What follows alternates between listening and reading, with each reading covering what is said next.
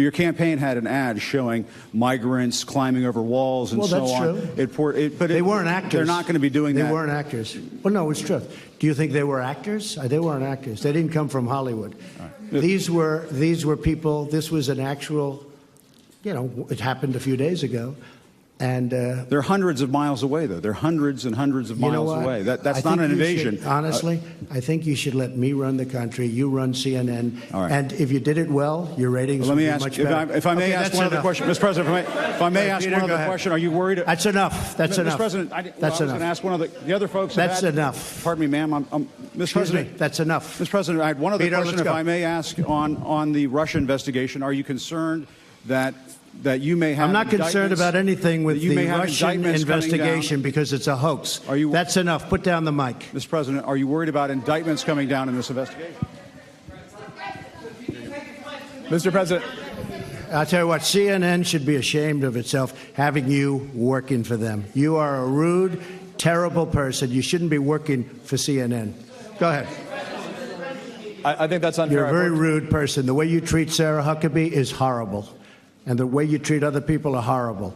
You shouldn't treat people that way. Go ahead. Go ahead, Peter. Go ahead. In Jim's defense, I've traveled with him and watched him. He's a diligent reporter who busts. Well, I'm not a big fan of yours either. So I understand. To be honest. So let me ask you a question, if I can. You repeatedly said you aren't the best, Mr. President. You repeatedly over the course. Okay, just sit down, please.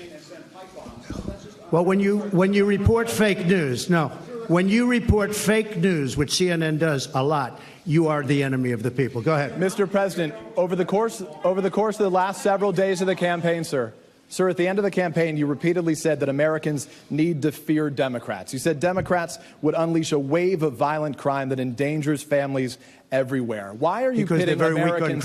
Why are you pitting Americans against one another, sir? Peter, what are you trying to be him? No, Peter, I'm just asking the question. Let me just tell you, very simple, because they're very weak on crime.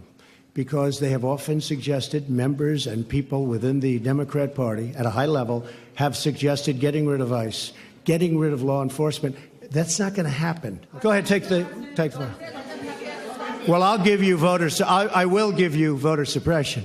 You just have to sit down, please. Sit down. I didn't call you. I'll give you voter suppression. Take a look at the CNN polls, how inaccurate they were. That's called voter suppression. Go ahead, please. Thank you, Mr. President. I'm not responding. I'm responding to. Excuse me. I'm not responding to you. I'm talking to this gentleman. Will you please sit down? Excuse me. Would you please sit down? Please go ahead. Thank you, Mr. President. Now that the House of Representatives very hostile. It's such a hostile media. It's so sad. You asked me about. No, you rudely interrupted him. Go ahead.